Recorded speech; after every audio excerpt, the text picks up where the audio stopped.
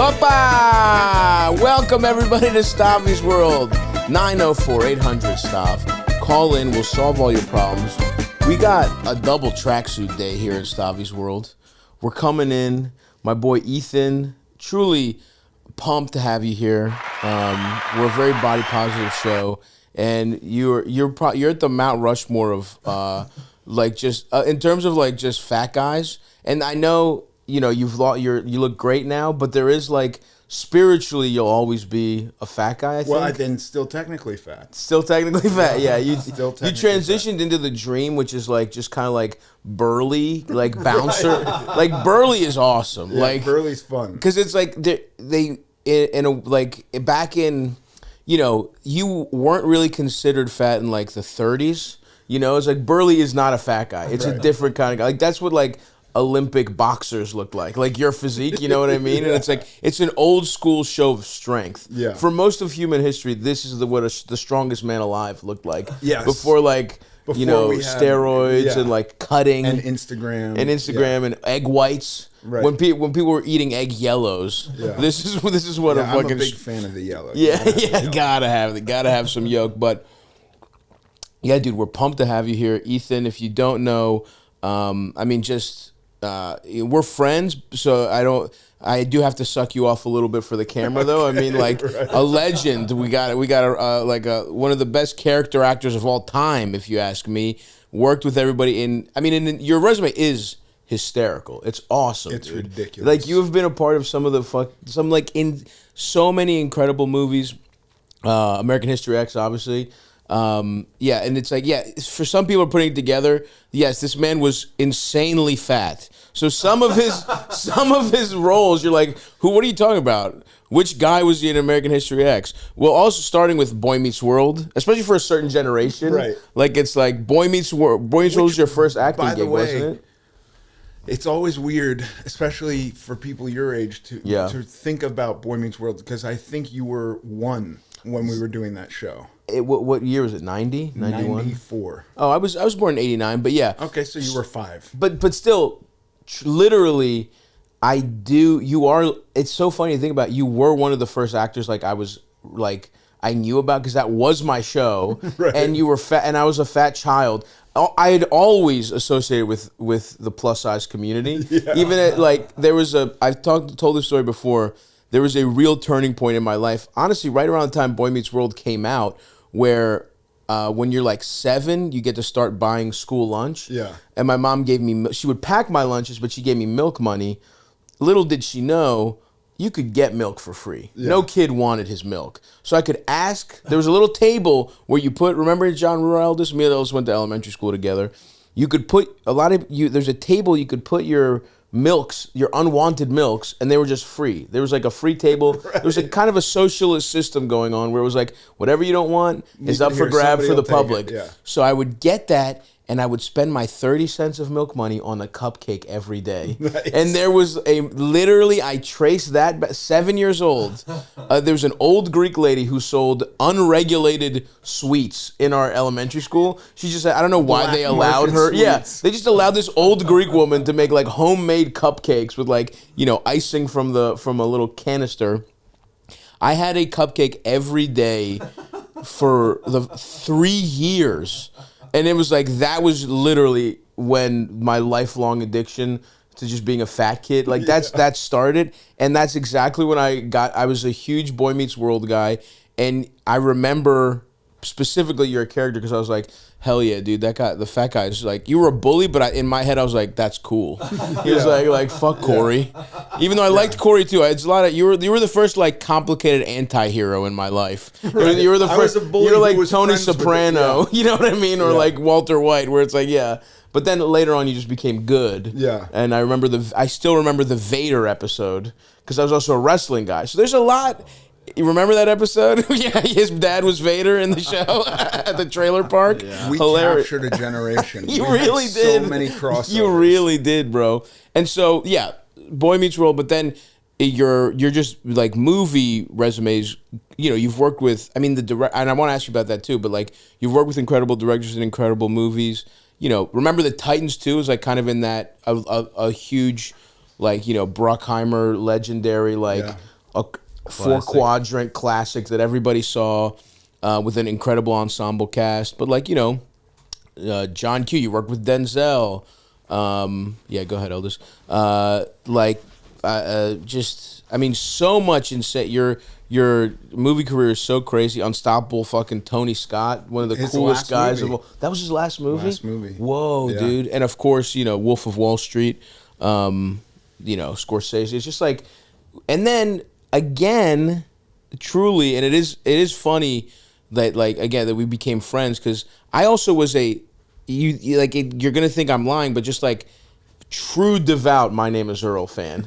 Like, it's like we were a poor family without cable, and so I made do with network television way after my generation had moved. We didn't have internet we had dial up till I was like in high school, whatever. And really? Like, and so I watched so much of my like fucking around as like a 12 to 16-year-old. We had a basement television with the fucking antennas where it was in the kitchen. You're tweaking I'm literally tweaking to get you and you know, you and the squad just right. And I would watch, like, you know, I remember watching the PJs UPN. It was also a VHS. Yeah. So I watched like a lot of VHSs down there, and it was also the kitchen.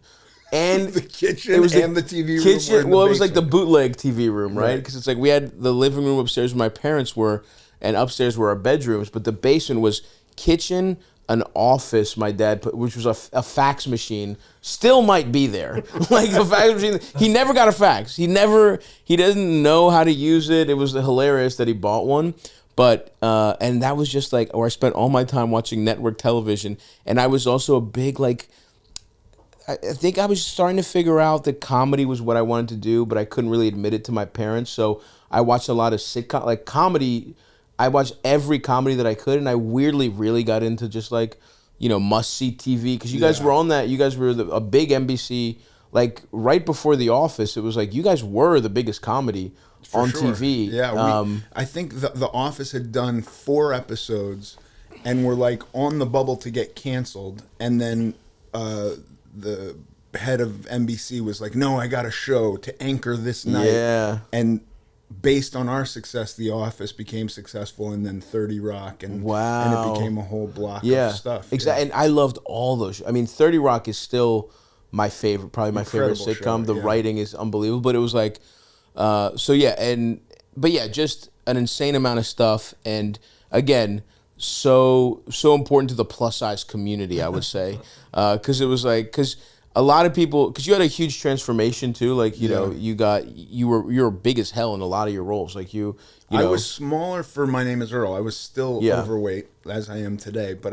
I had lost weight by the time My Name Is Earl came. But out. For sure, you were like you were in the, I would say, the regular fat guy zone. Yeah, you know. I wonder if you made any connection to this, but the creator of My Name Is Earl was also from Baltimore. Oh, wow. Or that I had no area. idea. And so the fact that there was a crab shack and a lot of the names of the towns are all Baltimore-centric. It might have been a thing, especially back then. It might have been like, oh, holy shit. Yeah. But no, literally, I loved your character because, again, I just like, first of all, because we had so much history it's holy shit, it's the bully from...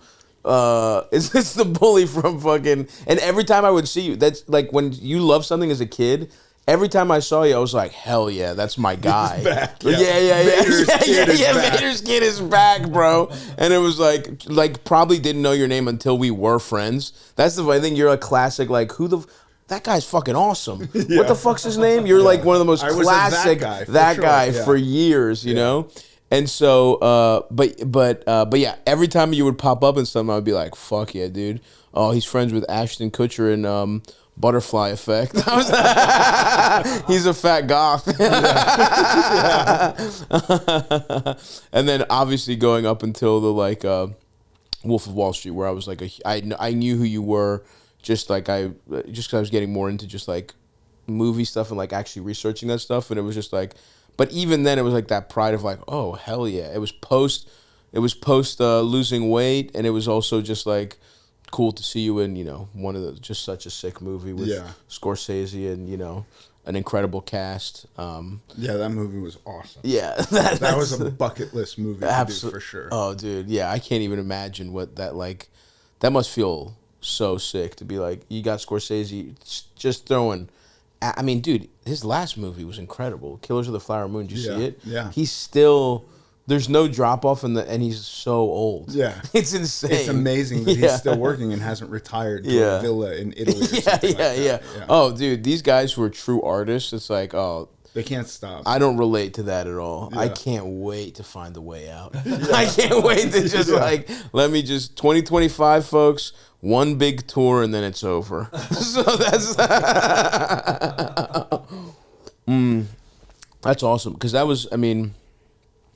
Yeah, I mean, we might as well start there. Like, you get that, like, that must feel, because you're also friends with Leo, which is sick. That's cool. That was also funny to, like, because I stayed at your, at a guest house, and it was like, you know, I'm not snooping. You're literally, your pictures, like the way any human being has pictures of his friends. Yeah. But it's funny that your friends are like, oh, it's you and Leonardo DiCaprio having Chinese food, and it's just like from when we were teenagers. From when you were teens, yeah. You were big as shit. It was like, that's the guy I know. Yeah. That's the guy I fell in love with. Yeah. You know, and it was like, so was it like, did he put in a good word, or was like you had to go through the whole process? I mean, I went through the process, but then I think it was like, hey, we need a group of guys, and I was. Yeah, I'm pretty sure I got a good word. Of course. But that's also just got to feel cool to be like, it's a bucket list movie, working with I think the best director ever, personally, especially for my taste. Pretty damn good. You know, that at least he's in the conversation for best ever. Yeah. And then it's got to feel awesome to just do it with your boy. Yeah. Like, to get to go to work with a guy you've known since you were like a child that must have been It was so amazing, sick. And we lived together for the whole thing. And when my wife and kids would come out, we'd all stay together, and it was a really good time. Yeah. That's awesome. Yeah, because you had because you basically just grew up. I mean, if you're in Boy Meets World, how old were you when that started? A teenager, like 17. 17, yeah. So you basically just grew up from that moment on. Was that was your first job? First job? Yeah. Yeah. Wow. But you grew up here, like, or you were born here in New York, right? I was born here, but we moved to L.A. like immediately. Yeah, I was a little kid. I don't actually remember living here, but I do remember coming back here quite often as a kid. I remember one year in the 80s coming here, and more people died from heat exposure in the subways. Holy shit. Than died above ground. Like, there was some crazy statistic. Hundreds of people died. That's wild. And my parents were like, we're not going to come back so much. Like, we might be really done with New York. Yeah. I guess the mid-'80s were when it could have gone either way. The city could have gone either way. My first memories of being here as a teenager, like, on my own, like, coming here without my parents, Times Square was like, you'd walk onto a block and a dude would meet you and run down a list of shit he could get you. Damn. All the drugs, heroin, crack, guns, women. Like, and then halfway up the block, when you're just trying to zone out and, like, not look at him, because if you look at him, you owe him money. Right. And you get to the halfway block and he kind of fades off, and a new guy meets you and walks you the rest of the way. And it was all like peep shows and porn stuff like that. That is the New York I really remember. And, like, scoring drugs in the Lower East Side around Tompkins Square Park, where every storefront facing the park sold drugs out of, like, a hole in the back of the bodega. Damn. Those are my memories of New York. And now you come and it's like Disneyland. Yeah. It sucks. It's like, I don't want that level of drug selling, right? But, like, a little bit of drug. It would be like just nice. I would so much rather have one heroin guy than, like, you know, the M&M store next to Jimmy Buffett's Margaritaville next. Like, I just want a little grime. I hear you. The grime is edging back. Yeah, that's true. Like, there was a period where it was grime free. Yeah. And now I saw very open drug dealing in Soho. And I was like, okay. All right, we're back. New York is back. That's fun. So, but, like, you move there and you just kind of, I assume if you're going to get a job on a show like that, it's like from the jump, you were like a little actor. No. We moved there and, I went to school with actors. Because you happen to be in LA, I was in and LA. everyone's an actor. So Everyone's all your an actor. friends just were like little kid actors? Basically. And like I would go with them. Sometimes somebody would invite me like, hey, it's a school day, but you want to come with me to work tomorrow? And we have to do like 3 hours of school in a trailer, but then you'll be on the set. And so I would go to sets with people and be like, this motherfucker's living the life. They got a fucking buffet spread for them all day long. He does 3 hours of school and otherwise he's playing make-believe. That's the fucking life. You know? And like the actors were mostly not in school; they were mostly working, which seemed cool too. Like that motherfucker's rich, doesn't have to go to school, and you know, making $1,000 a week was rich. Oh my god, for a 13. Oh, you give a kid $20, and he's like, "I'm the richest kid alive." Yeah. I remember just working at my dad's shitty, in his wood shop. Just sweeping, doing nothing, and he would give me like $20, and you're rich. And I'd be like, "Fuck yes, dude.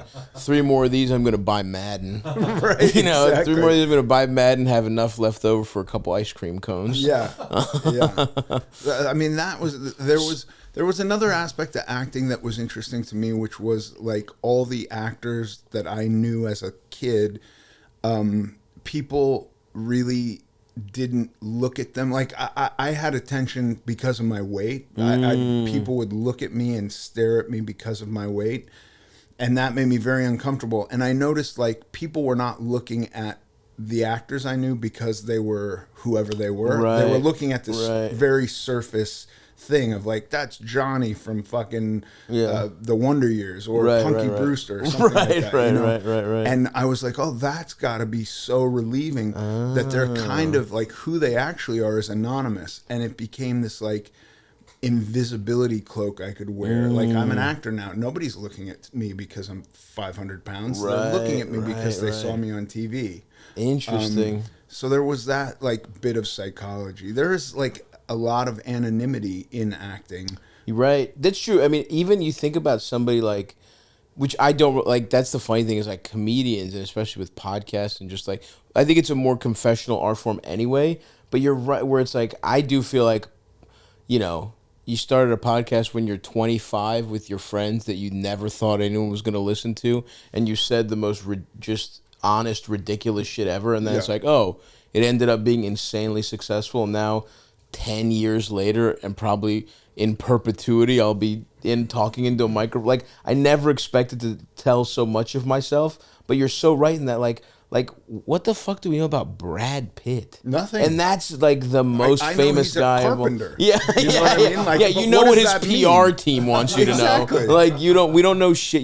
I never thought of like actors that way, because it's like, no one knows that. Like, nobody, unless somebody writes some kind of crazy profile, and even then, you get a snapshot, and you're only getting what they want to show you. Yeah. So is that really them? Yeah. You know, like I'm a fan of Come Town. I love listening to Come Town. Come Town for me was what it felt like to be in a locker room. Like if I was hiding in a locker room. Well, they wouldn't 13, have made the other two wouldn't have made the team. Right. I'm the only varsity athlete on the team on the podcast.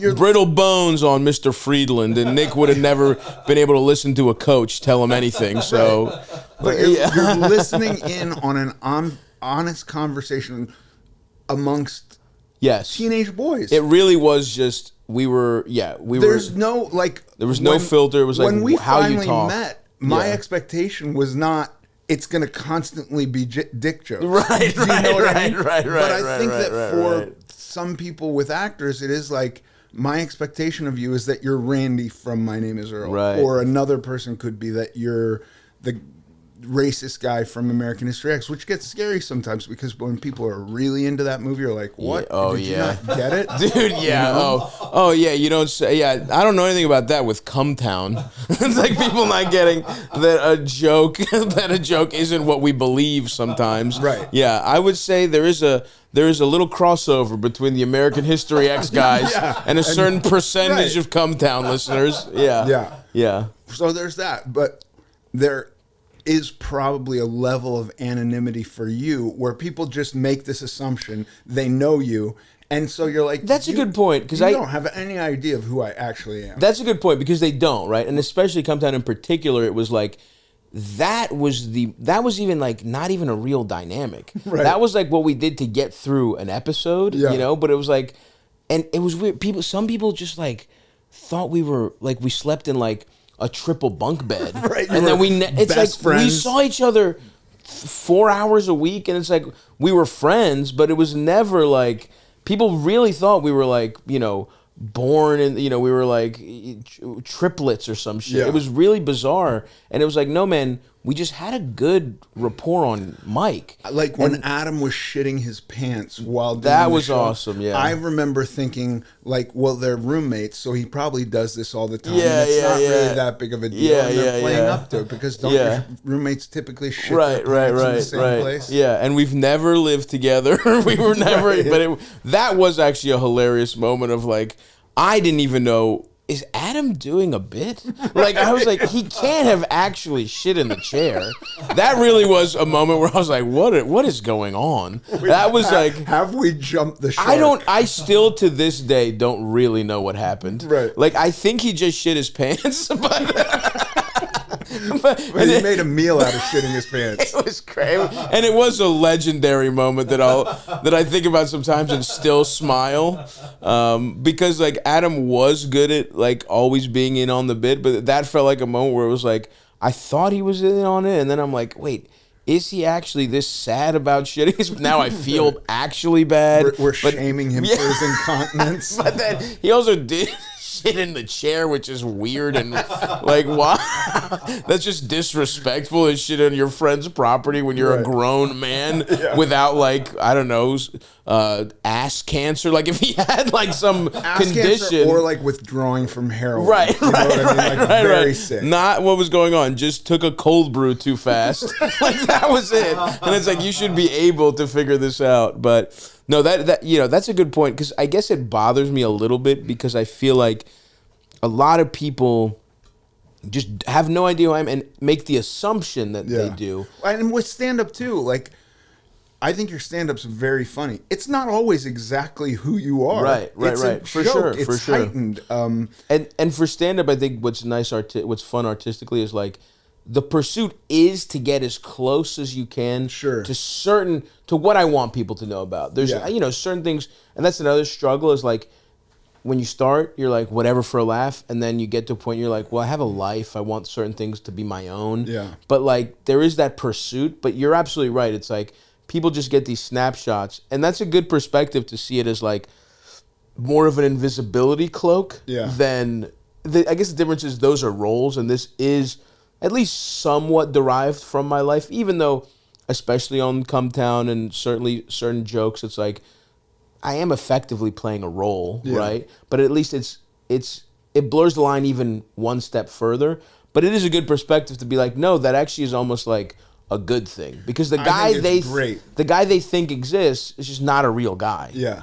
That's interesting. It's what I've shown you. For an actor, it is different because I'm always, unless I create something, which I've never done because I am very lazy. It's just somebody else has this idea. And the other thing that was really kind of a relief for me was if I'm playing a role, the role is meant to look like I look. Right. And that actually did give me a physical relief because I never felt good about myself. So interesting. I myself, Ethan Suplee, feel shame and worthless and awful and hate myself to some degree. Right. But like the character I'm playing is meant to be this way. So it takes the and maybe the character has a little bit of that. Sure. But Ethan Suplee doesn't, because Ethan Suplee is correct. It's so awful that I just referred to myself in the third person. It's so gross. 3 I don't times think I've back ever to back. done that before. But I know what you mean. Yeah.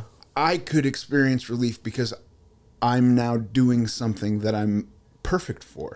Yeah, I mean, I think especially like it's interesting to think about how like you would think that being overweight and struggling with your weight in an industry that was so brutal and so about, you know, body image and all this stuff would be harder. But I totally see what you're saying, where it was like, it was a relief for you because you weren't in the like getting judged for your body thing. It was almost like that was we knew no one's like that guy's hot. No, you know.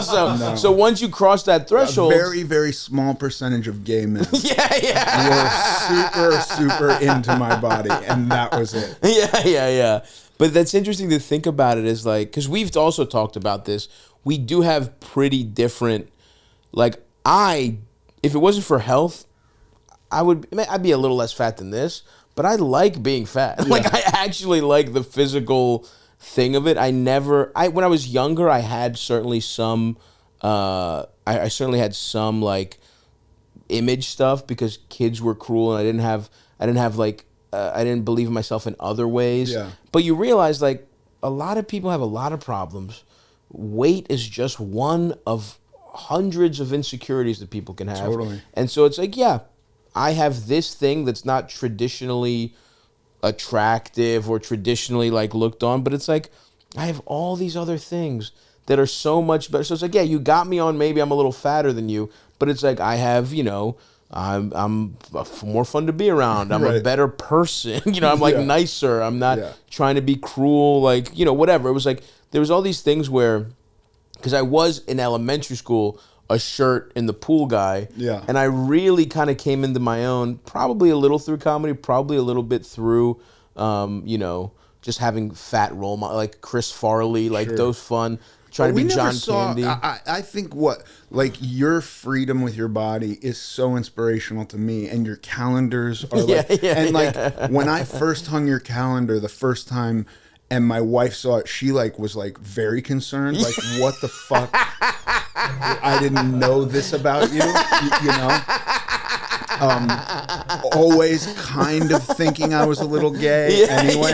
Yeah. But we were talking off mic. If you or Eldest met the right gay man at the right time, he could 100% have been your husband right now. Yeah. All I needed was the right amount of attention at the right time. When you were like super fat, really on heroin, if a gay guy nursed you to sobriety, dude. It was like, you are valuable. You are worth. You need to love yourself. I don't know what my life would be today. I could have had a totally different trajectory. Totally different, But like your freedom with your body, the first time I ever experienced that, where I was like, "Fuck, that is something I want so bad," was with Jack Black. Like Jack Black takes his shirt off. It's huge not a problem. Inspiration. We never saw Chris Farley or John Candy with their shirts off ever. Not one time. Yeah. But when Jack Black takes, and look, I was much bigger than Jack Black. I was much bigger than you are. But still, the fact that you guys, you take your shirt off and you're not trying to hide anything. You have a freedom which is super enviable. Look, I've lost a lot of weight. In the right lighting today, you can see my abs, which is a big fucking deal. I'm not taking my shirt off for anyone. I'm just not doing it because I'm not real comfortable with it. So I'm envious of that with you. You know? Totally. But yeah, I guess I never thought of like you sort of acting, being drawn to acting as a like way to hide, like almost hide in plain sight. Where it's like, well, I'm fat as shit, but I'm playing a fat as shit guy. Yeah, you know what I mean? I'm playing, like the guy's written fat as shit, or just by fact that they hired me, he's supposed to be fat as shit. Right. And now when you're looking at me, there's at least a 50-50 chance of you recognize me from something, or I'm still the car crash that you're rubbernecking. Right. You know what I mean? But maybe you're not just staring You at really me think people are staring at you right now? No, not now. No, because well, you just mean back in the day. Yeah, the world has changed. First of all, there's way more fat people now. Yeah. Right? Like they're not a minority. Right. I was a minority growing up. Being obese in the 80s was just a much bigger deal. Right. You know? Yeah. And now it's not really like, that's true. It's not a big deal. No, you could have gotten a reality show back then, but totally. Now. That's that's fascinating, man. And so you were like this fat kid that didn't think he was going to be an actor, met like enough friends of yours were actors, and you were like, oh, now it's like maybe they're just looking at me because they see me from something. And so it just kind of, and that's basically what got you into it. It was like peer pressure and like trying to hide. It was like acting was like a metaphorical T-shirt in the swimming pool for you. It's such a good job for lazy people because the amount, and that's not to say it's necessarily easy. It's long hours. It can be physically taxing, but like the actual, if you look at the actual amount of work done, like if the work is from the time they say action to the time they say cut, and the rest is waiting around for work, it's just so lopsided. That's true. There's always a buffet. And the buffet, you could have like Four Seasons brunch buffet on some things, and then it could be like, if McDonald's did a buffet on other things, which is not super, but I like to. You can make do. Yeah, for sure. Any set I've been on, I've been able to make do with some snacks. They've got snacks. That was appealing to me, and then the fact that like who I am and the things I feel shameful about are being obfuscated by doing this. It just is like I'm becoming camouflaged, and that was really, really appealing. And then look, I was never. I always thought so poorly of myself that I never had any luck with the girls. And there was definitely something of like, girls are attracted to success. If I can get successful. And it would have been, if I was a successful car salesman, I would have thought like, if I'm successful at something, they'll find that attractive. Because there's nothing else certainly about me that's going to be attractive. Right. So that was for sure. I feel bad for, there's like a lot of like, not obviously Harvey Weinstein, but if Harvey Weinstein wasn't nice start to a sentence, by the way. Look. Not Harvey Weinstein. But look, if he wasn't a sociopath, right, and his major motivation was like, I'm an ugly, unloved kid, right, who just wants attention from women. I mean, on some level, psychologically, like I at least am wired in the way where it's like, everything you're doing is for women's attention. Right. One way or another. 100%. It's like, I mean, comedy, I definitely feel that way. And it's like, that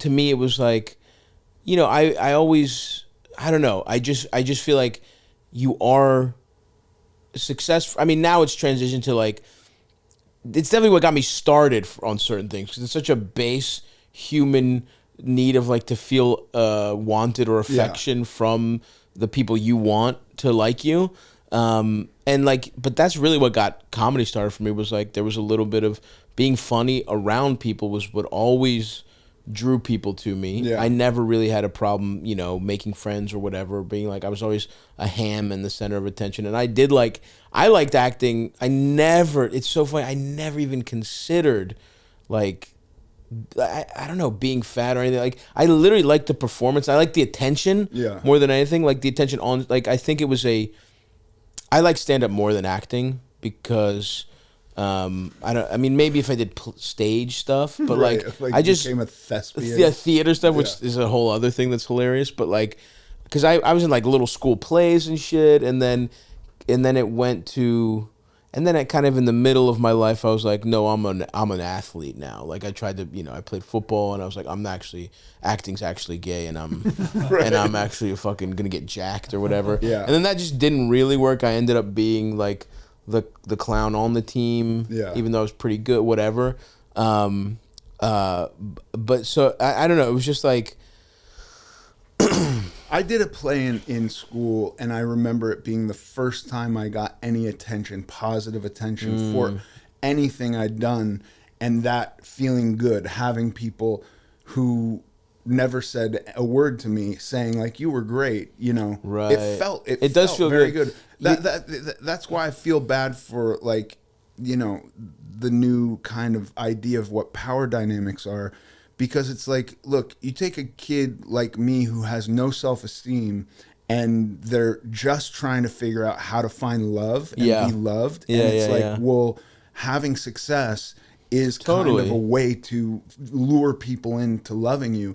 So I don't think I'm a sociopath, which maybe makes me a sociopath. I don't know. This is insane. You've been like happily married to the woman who got you out of your addictions For like to a loving woman who was like sat you down and was like who you had a friendship with, who you got to know as a human being at your worst, and you have children together and you have a nice life together. Whatever weird self-esteem you're going through about being a sociopath is crazy. I think you never did any of that stuff. No, I never did any of that stuff. You never did any weird. But I think there was for sure a calculation in there of like, and it didn't seem to work because my wife didn't give a shit about my weight. Right. Also came from a family where her father and her sister were way more famous than me. Right. So fame wasn't the metric. Doing it. It wasn't doing it at all. It might have been a negative.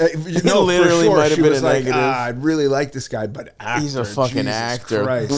Yeah. So, no, I think it was. I had to win her over despite that. Yeah.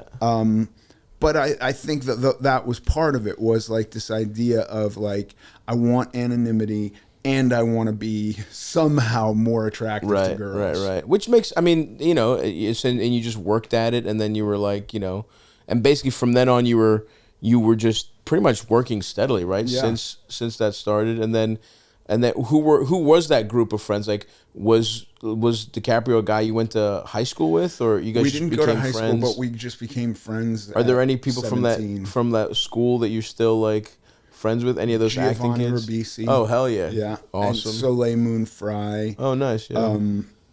You know, I'm now a grandfather. Yeah, which is hilarious. Yeah, because how old are you? 48. I mean, that's so funny. That just go. Yeah, that's.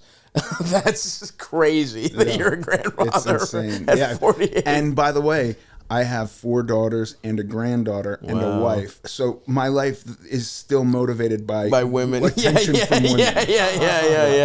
Yeah. That's so. But when you're you know, acting and you're out there and you've half achieved what you want. You have a career, you're a well-known guy, whatever. You were saying you're still not having any success with women, and you have all these friends that were like, you know, they're getting pussy left and right. Yeah. Literally the famous Pussy Posse. Which, okay, let's get into this. Clear the air. We were kids in the 90s. I'm actually shocked that there's never been a lawsuit over this. Yes. You know, well, this is the news magazine to clear it up, to clear the air. This will get picked up for sure. I don't know that I or any of my friends have ever talked about this. Oh before. Wow, here we go. But Stavvy's World exclusive. You know, me and the majority of my friends in the 90s were working actors. Yep. But there was one guy of us who was way more famous than the rest of us. And I believe there was someone from New York Magazine, a gal, who was like doing an article on him. Yep. And so hanging out as we hung out in New York. Not once, ever, did any one of us ever use the say term those words ever. And you won't even say them right now, which respect. No, because it's so stupid. You won't be caught. Not once. That is such a fucking fabricated bit of nonsense. It's also like, oh wow, rich actors in New York were trying to get pussy. You don't say. You know, like yes. in their 20s, there was definitely like that. That's a natural thing. You go find anybody in their 20s who's a straight dude and they're trying to get laid. I mean, that's what you do. Right. We weren't fucking gross degenerates who called ourselves that. That's so awful.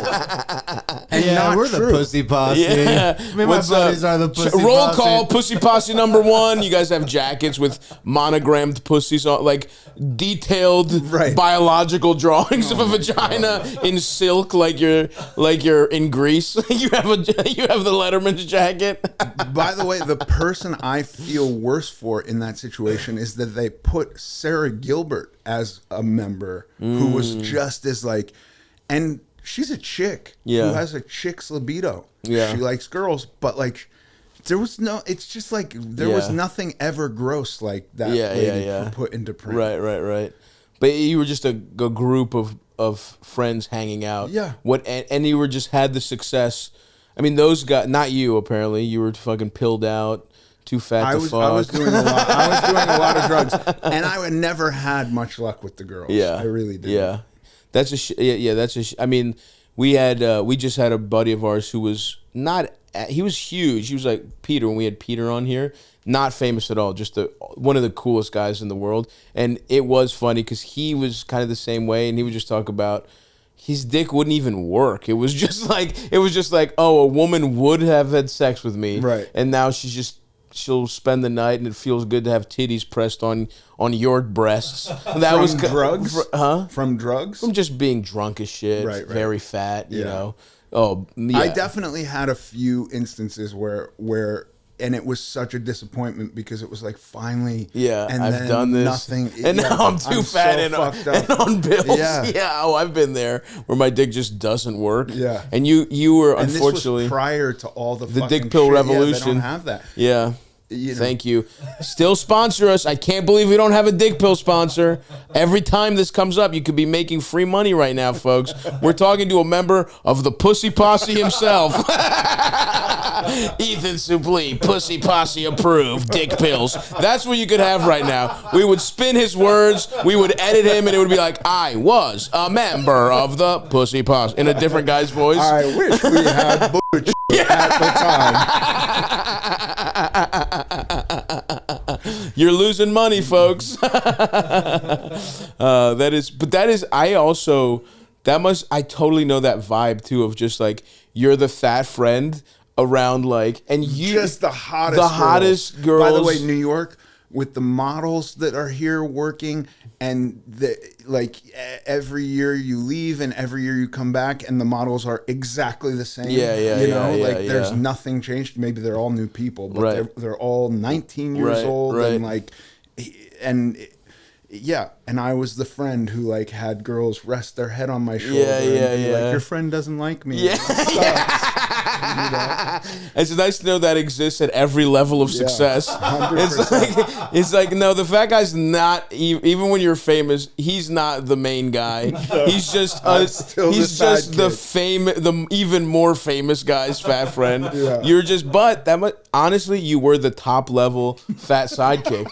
It doesn't get much better than being Leonardo DiCaprio in the 2000s or in the 90s, like sidekick. That's the top level fat sidekick there ever was, man. So there's some solace. Fat sidekick Hall of Famer, Hall of Famer, fat sidekick. And then, you got your shit to. I mean, shortly thereafter. I mean, if you're a grandfather now, you must have pretty quickly figured it out with your wife, right? Yes. When because I assumed when you told me you were a grandfather, I was like, oh. On drugs, he knocked up some woman he doesn't know, and he's got a daughter from not even a marriage, just a lady he met twice. The Pussy Posse was literally, I literally thought it was. When we didn't know each other, I was like, that's got to be what it is. Because your wife's also like you both don't feel like people. We're very young that are grandparents. You know what I mean? We started very young. My wife had our first kid at 19. Wow. Yeah, and I was a drug addict and morbidly obese, and hated myself, and that if that had gone on much longer, I would have died. Right. And I met my wife, and she made me believe that I was worthwhile. As a person. That's beautiful. Yeah, and I got my shit together and have had my shit together for a long time. And it was like that positive force. Yeah. Because you really were. I mean, you were like, you tell that story. I don't know if you want to tell an abridged version of literally you'd been working forever. You finally were like the star, right? Where it was like, what movie was that? I wasn't the star, but you had a big trailer, right? Yeah, you got like the fucking your whole getting paid just an obscene amount of money. It's like a big studio movie, right? Big studio movie called The First 20 Million Is Always the Hardest, which was an utter failure, and that's why nobody's heard of it. But it was like Mick Jackson, who had directed L.A. Story and was a big director, and fucking blanking on his name, but a big writer who now does Star Wars and and you want to do a little producing for Christ's sake? You're fucking letting our guest here out on a. He made on an island. He made a couple movies. The first 20 million is the hardest, for fuck's sake, you piece of shit. And I'm gonna feel like such an asshole. He did the movie about cooking. There I am. There you are. They don't realize that we're looking 11% Rotten Tomatoes. It was fucking awful. It was such a disaster. No. Produced by screenplay. It's Jon Favreau. Jon Favreau. Oh wow. Yeah, he Holy wrote shit. it, and he was coming off. Look, it had a budget of $17 million. Oh my God! Box office, it made $5 grand. $5,000. That was your fucking Danish budget. Yeah. That's Ethan's fucking pastries. Yeah. It was insane. Holy shit. But it was the first script we had. It was R. It was dark. It was awesome. And then, like, as we started shooting, we kept getting rewrites, and they took all the fucks out and they dumbed down the jokes. And then it was also a problem because it was about computers in 2000 when nobody knew what the fuck a computer was even going to be yet, and the internet was. Yeah. And so none of that holds up at all. Like the technology that they're creating doesn't work. And I was on a lot of drugs, but I had this massive trailer, and I was over 500 pounds, and there was a heroin drought in Los Angeles. And so I spent the whole night downtown trying to find dope. My delivery guy had nothing, and I couldn't get drugs. And finally, I went into work withdrawing from drugs. Oh, my God. And, like, you don't shit a lot when you're using heroin. Yeah. And then sometimes, like, the shit gets compact and hard. And so I've had the experience of coming off heroin where you're just giving birth to a giant fucking boulder. A log. And then there's other times coming off where your bowels just go to water. Yeah. And so I'm in there, I get dressed. And you have a big scene that day, or what is it? I have a dancing scene. A dancing scene. Rosario Dawson. Oh my God! Dancing. The hottest girl of all time, Rosario Dawson, in like 2000. Are you kidding me? Amazing. You're 500 pounds going through heroin withdrawals, and your fucking asshole's just like on the fritz. And my bowels go to water. I'm in my trailer, and you're about to be on set. About to be on set. They're like, hey, Ethan, come through. Not yet. They haven't said that yet, but I know it's going to happen, and I like leap up, which for 500+ pound man is very difficult. That's a lot. I'm surprised I didn't tear a quad. Yeah. And my bathroom in my trailer, you know, you're in a trailer, so it's like a toilet that is wedged between a wall and a sink, and there's probably it's probably 2 feet wide. I'd never done anything but piss in it. And honestly, because of the dimensions of the bathroom and the size of my body and the difficulty in touching stuff wedged together like that, I probably was pissing in the sink more than the toilet. Because the toilet's off in a corner. Of course. Big sink pissers around here. Nothing wrong with that. And there was nothing. The only real bathroom, like real toilet, is in a trailer across the parking lot, which I didn't shit a lot because I was on heroin. Right. And so I was like, fuck, I'm not going to make it across the parking lot. And so I like waddle to the bathroom and very awkwardly start to get my pants down and turn around and like try to thrust myself in between this sink and the wall. And there's not enough room for my body, and I get stuck and shit all over myself. It's just an eruption. You shit all over the place, wedged into the bathroom? Wedged into the bathroom. Shit. And you know, there's multiple rounds in diarrhea. The first one is just a giant explosion, and then when I'm there, I just like let go and just it's already happened. And try to put a little pressure into it to aim towards the toilet, but it's all on my legs and my clothes, the back of my shirt. Jesus Christ! And that's when they knock. And when you're covered in shit, some PA's like, "Hey, Ethan, they're ready for you for your dancing scene with Rosario Dawson." Oh my fucking God, dude! And there was one wardrobe gal who knew I was on drugs and took care of me, and she came in with like hot towels and a plastic bag and helped me clean up. Holy shit. She was very, very kind to me, and you know, that's one of those things where you go like, this is my rock bottom. Was not my not rock even bottom. close. No, probably no. Damn, that was just a day in the life. Another, yeah. That was just kind of steady. Even you're like, Well, anyway, hose me down. Let's get the tarp out.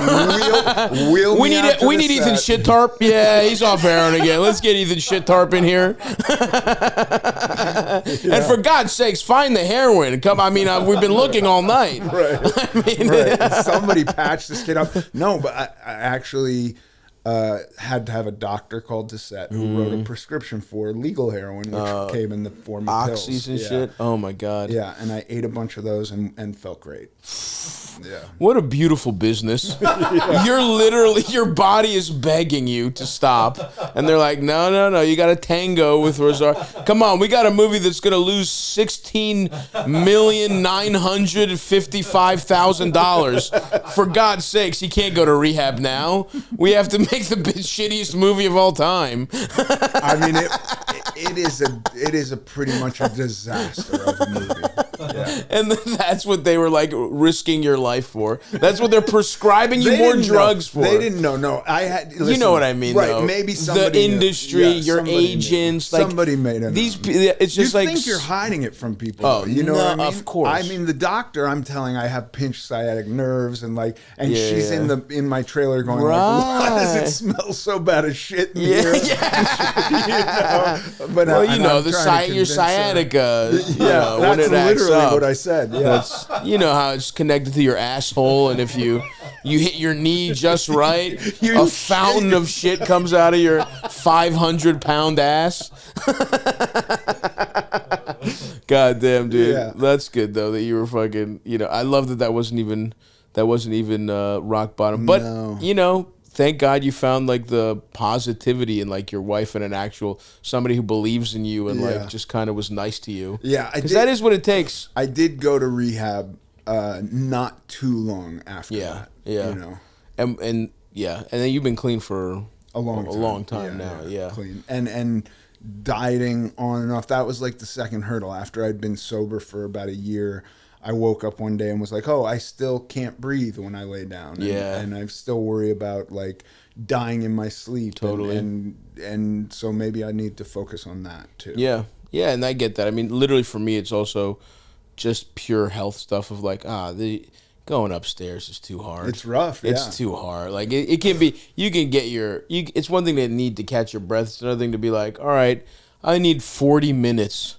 to get over a suitcase, going up 4 flights of stairs with a suitcase. You know what was amazing for me, and it's still true today? There came a switch where, because I'd probably done, and I've had knee surgery, and I was so heavy for so long, the flip happened where like going upstairs now is much easier than going downstairs. Oh wow! Going downstairs is actually harder for me now. Yeah, interesting. Oh no, I love a nice I'll go down all fucking day. I'll let the momentum carry me. I wish I could like hook into the railings and just slide down. That would be better. Yeah, slalom down. We do have to do some calls, but I do want to ask you just because I would like to just I've gotten way more into movie stuff, and I do want to ask like what are some of your favorite, because we talked about it at the beginning of the show, but you work with Scorsese, you've worked, Tony Scott on his like last film that's a great movie too. Yeah. And I've become I think True Romance might be my favorite movie. It's so fucking good. And I know obviously there's better overall, like you could argue there's better movies overall, but like there's something about like the time, that's how everything is so personal too, where it's like when you see it, but there's something so cool about, because it's a Tarantino script, and Tarantino's obviously another incredible director, but I think that might be the only one where you see, I don't know how many people have made his scripts. I'm sure he's uncredited, done punch up on stuff, but like that's a full Tarantino script with the fucking guy that made Top Gun. Yeah. With like real gloss and like it's like a real blockbuster behind an incredible script, and it's just like this confluence of things. And I just really appreciate Tony Scott for so many. So I don't know. It's just like if Tarantino had shot that movie at the time, it would have been all in Chatsworth. Yeah. With actors that you just didn't know. Totally. It was just so cool. But that's just a way to be like, what are some of the like your favorite just like acting experience, people you've gotten to work with? Because not just your friends, but like you've worked with so many incredible.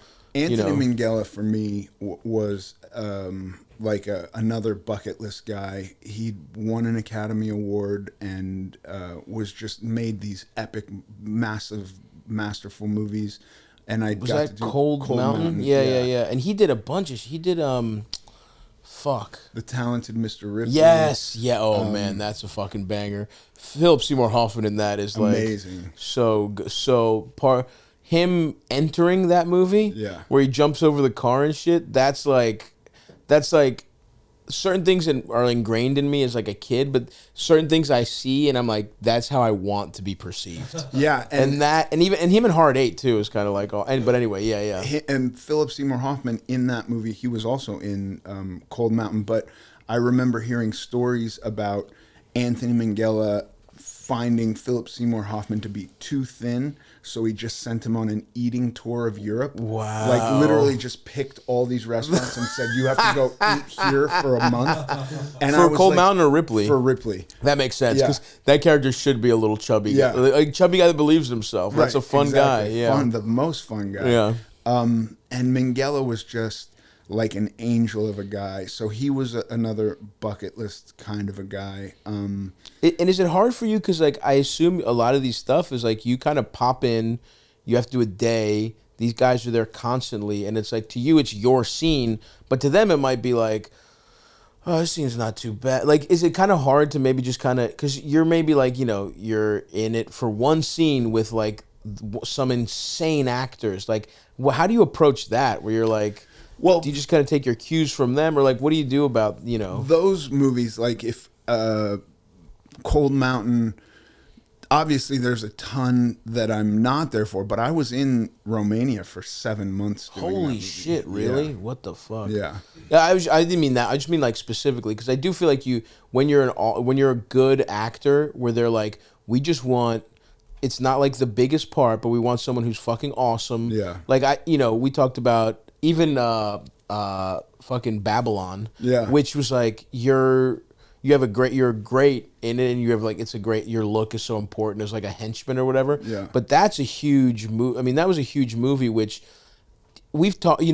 I honestly, the more I sit with that movie, I really like it more and more. For me, like the movie, the part about Hollywood, the stuff where they're filming stuff with like, there's an actor named P.J. Byrne who was also in The Wolf of Wall Street, and he's the assistant director, and he's fucking pulling his hair out, and then they moved to sound. Like, all of that. That was great. Was incredible. But you're even but I mean, that's such a huge production, and you come in. And you're there, you're there for the tail end of the movie, and it was cool because you're also working with another one of your friends, Toby Maguire, who had a great. He was cool in that because they made him so fucked up looking, and he was just like evil and like, and it's just like, but that's even like this huge production where you're just popping in. It's like I don't know. It's like it's an interesting thing because you don't think about actors having to just sort of, you just gotta kind of perform. Yeah, like you're in this middle ground where it's like you are a respected, really great actor, but at the same time they're like, hey man, we just got to do your scene sometimes. So I don't know, is that like difficult? Is it like what aspects of it? What do you prefer the most? Like what do you like doing the most? Yeah, that's tough because like it's the first day of school, right? Doing that, you feel like a kid, or even like you feel like a kid who. It's the first day of school for you, but everybody's been there for 4 months. Yeah, for sure. And that was made easier because I'm doing it with a friend, and so we're kind of in it together. But the first scene I shot in that, I'm alone with 2 actors I've never met before. I met the director 10 minutes ago. You know what I mean? Like, I have way more time just with the wardrobe people because we did fittings for suits and shit like that. I like TV a lot because, there's something like about like you're almost a carny worker on a movie where you just show up and like here's your family for the next few months, and then you might never see them again, or you might see them in 20 years and be like, oh, I remember that. The 90s were fun. I'm glad you survived. Right. Glad we're both off heroin. Yeah, exactly. But TV, you create a family. And you actually see them. And the work is more predictable and stable. It's not quite 9 to 5, but it's a hell of a lot closer than that. And if you're doing it in the town that you properly live in, you become kind of a normal person. Yeah. Cool. Yeah, that's interesting. I mean, We'll you got to come back. Obviously, there's so much more I want to ask you, but we got to solve. You actually have. I always say this jokingly when we switch to this part of the thing, but it's like you actually have a ton of experience that I think could help our listeners. Let's go. You've lived a hilarious life of ups and downs, and it's fun to be like you were a 500-pound heroin addict, and now you're like a nice, calm grandfather who like lives in a nice house. Like you have your vices under control. Yeah, You're a family man. If we want to advertise some, blur this out, Eldest. Blur this out. This nicotine is fantastic. Blur this out. No free rides on Stavvy's World. Let's play a couple calls here, Eldest. And by the way, do you have anything you want to plug? Do you have? I mean, American Glutton, the podcast. American Glutton, the podcast, which I believe you're the most returning guest. Yeah. Which is thank you for doing that. Of course, gonna be a while. I can't keep getting fatter every time I do it. I can't every time I do Ethan. And when I first did it, I was in the middle of an actual health kick, and every time it's been like a different. I'm like, nah, dude, yeah, I'm gonna get it together, Ethan. I let it go a little bit, but we're getting back, so I'm not allowing myself back on your. It's nothing personal. No. I just need to lose like 80 pounds before I do your podcast again. We'll do it beginning of 2025. Yeah, there we go. Put it on the calendar. We got that. Anything else? Anything? No, that's it. I mean, cool.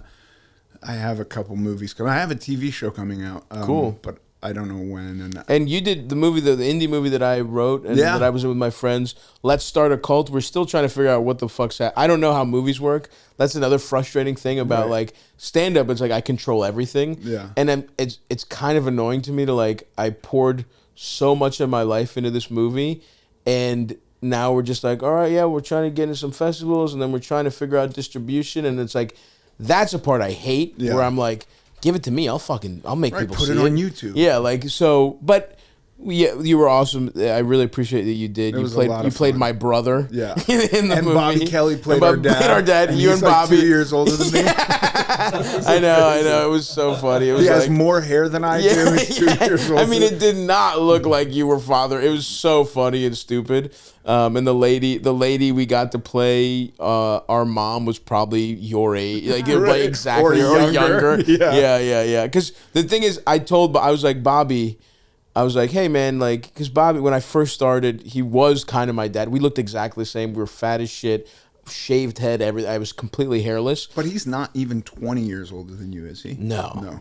He's like... He was like 10 when he had you. It was like he could have... He was also a degenerate as a youth, so there's a realm of possibility where he has a son my age, you know? But had he been in the Pussy Posse, exactly, if he made the cut, he would have done it. He had his own little lower level. That's a guy who would have made jackets that said Pussy Posse. If you go back and watch Bobby when he was like on Dane Cook's tour, he's the biggest dickhead of all time. He's got like bedazzled t-shirts that he's wearing. He's got like bedazzled belts. He's got a horrible goatee. He's wearing Kangles. That's the kind of guy that would have relished being in something called the Pussy Posse. Young pussy getting Bobby, and he did. He fucked a lot. But I was like, hey man, you should play my dad. And then I was like, oh, I got to ask Ethan to be in this movie. And I just gave you a couple roles, and you're like, I think the brother is the funnest one. I'm like, all right, man. Honestly, it was mostly that I didn't want to be a sex pest. There was, there is a sex pest I offered you. I didn't give you too many great options. That's true, but it's cool because the sex pest went to it. We got a professional wrestler to do it. He's awesome in it, so it all ended up better. And it's very funny that I think it plays as a good laugh that it's clearly you. My brother and both my parents seem to be the exact same age. And I'm not that much younger. I'm 10 years younger. The dynamics in that family are wild. Anyway, all right. Well, watch the movies, listen to the podcast. And did we say the movies, or did I just cut you off to plug my own movie? No, we don't need to say it. All right. Play some calls for us, Eldest. Yeah. Ethan, can you point the mic a little closer? Like this? How's that? Is that sexy? What's up, Eldest? Do we hear the calls? We will if Eldest does his job right, which he them. never does. It always takes him a second to remember to play it out loud. Just on the first one. This happens every episode. Over a year. What's up, Eldest and Stav? So, I'm 32 and feeling kind of guilty about my drinking. I'm married. I've got a 6-year-old stepson, and we have a 15-month-old together. And almost every day when I get back from work, I get a few glasses of bourbon, couple beers through the evening. I mean, I'm still giving the kids their baths, reading a story before bed. I make my son's lunch so that he doesn't eat whatever poison they serve here in schools in Arkansas. Man, I can't even imagine. I wake up every morning early, get the kids breakfast, take the 6-year-old to school. So my drinking really hadn't affected my life or work in any negative way. I recently got promoted at work for a local company, and I mean, I don't really ever have hangovers, but I'm drinking a lot, pretty much every day. Not at work, not in the mornings, just when I get home in the evening. Helps with stress, and I mean, it hadn't affected my life negatively in any way that I can really think of or that my wife has mentioned. But I know that drinking a bottle of bourbon over 2 or 3 days isn't a good thing, but I'm having a hard time finding a reason to quit when, I mean, outside of just it being bad for my own body, it doesn't affect my life negatively. So I don't know if I should just quit altogether, or if it's just like, you enjoy it, it doesn't affect life, so why not?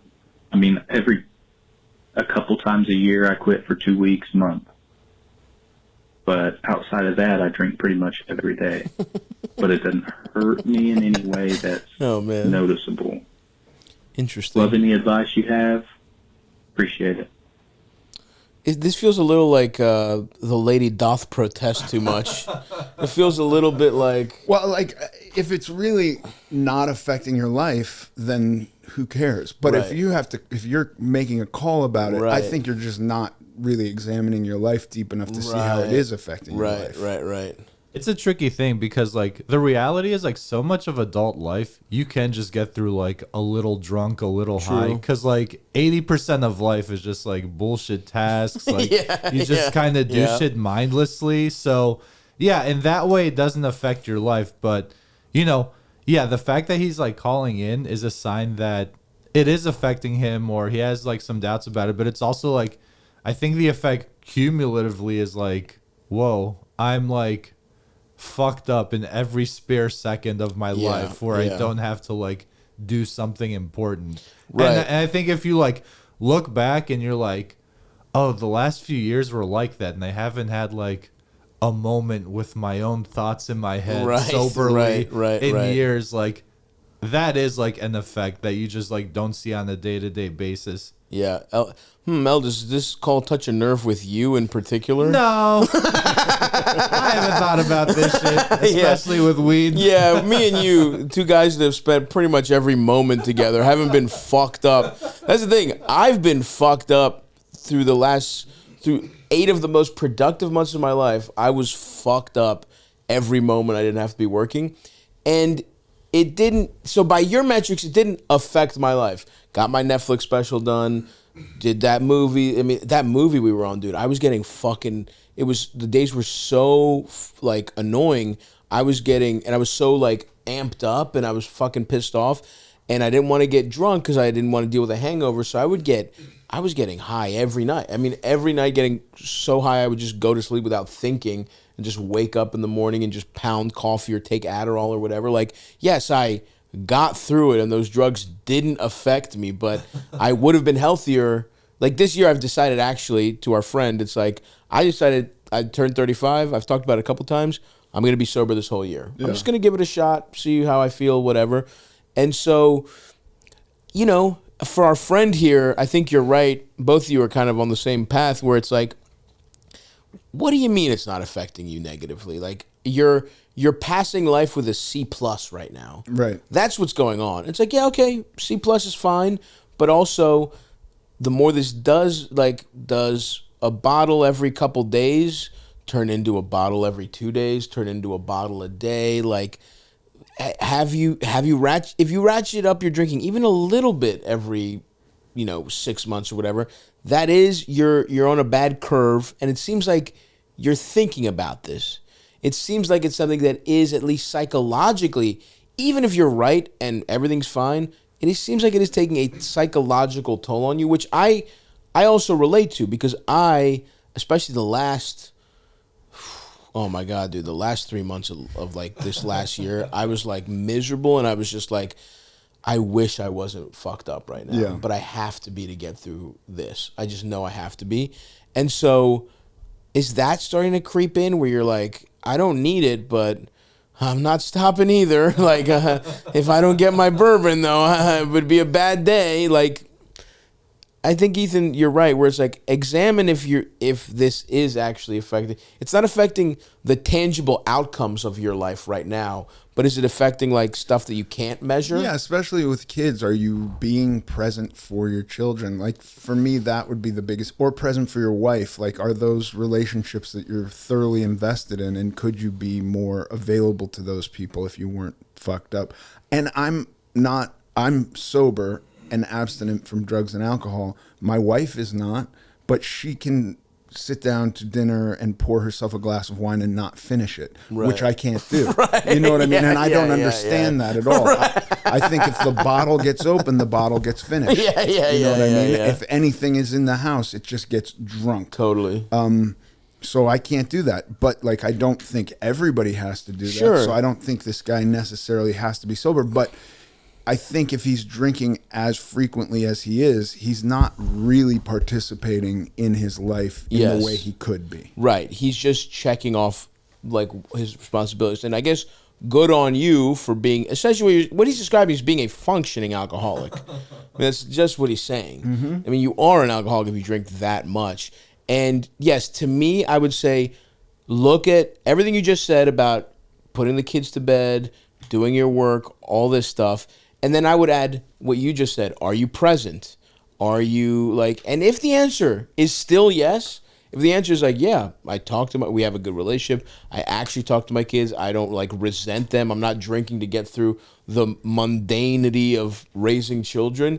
And if the answer to all those things is still yes, like I'm present, I'm a good dad, I just really do have a pop when I'm by myself at fucking 10 p.m. and I wake up and do my job, then maybe you don't have to stop, but it feels like you already know the answer. It feels like you are thinking of a reason to stop. So I would say, you quit every 2 weeks, or every couple times a year you quit for 2 weeks. Try a month, see how it goes. I mean, our friend who we just had here said he started getting sober by like, he did the same thing and he was like, I dropped a bunch of weight, I feel better. Try it for an extended period of time and actually do a scientific, give yourself enough of a sample size. Give it 2 months, give it 3 months, and then see how you feel and if it's affected things.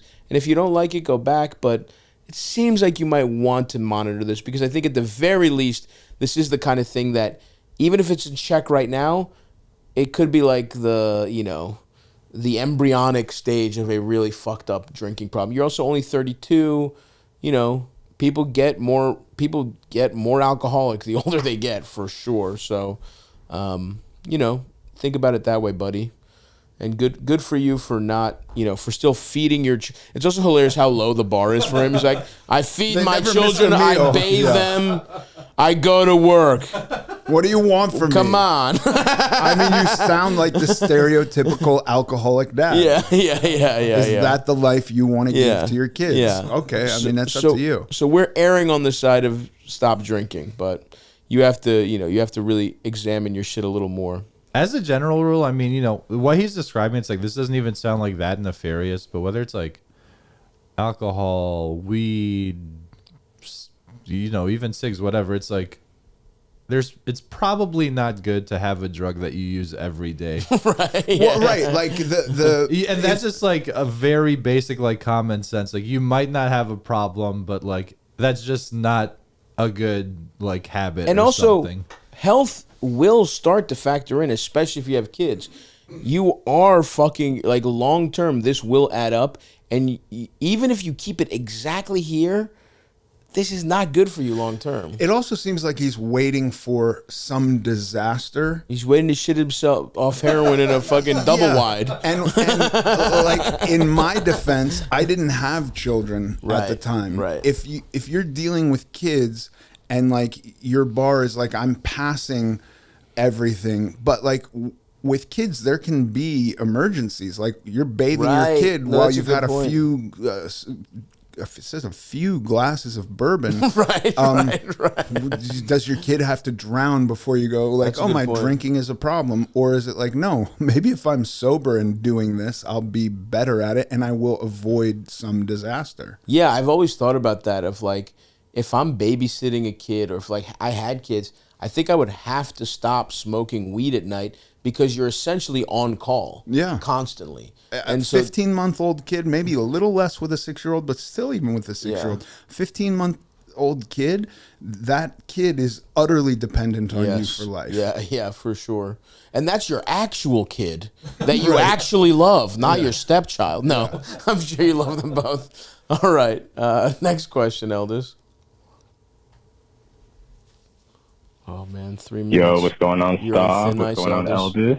Elders? I have a very embarrassing predicament to share with y'all that I would like some advice on. So I'm going to just come out and say it. My little brother found my butt plug in the shower, or at least I suspect. Shower. So a little backstory. I was recently in a relationship with a girl who kind of introduced me to some butt stuff. Like she would eat my ass. And I really fucking liked that while sucking my dick. It was great. And after we broke up, I was kind of curious to kind of, you know, explore a little bit more into that. You missed as far her. as, like, when I jerk off. So I got myself a butt plug, all right? Yeah. Shoot the homo allegations at me all you want. I don't care, man. I still love pussy, bro. So hilarious love how pussy insecure he is. All right, keep going. Sorry. Don't really have any interest in fucking a dude or anything really to do with dicks. I don't care.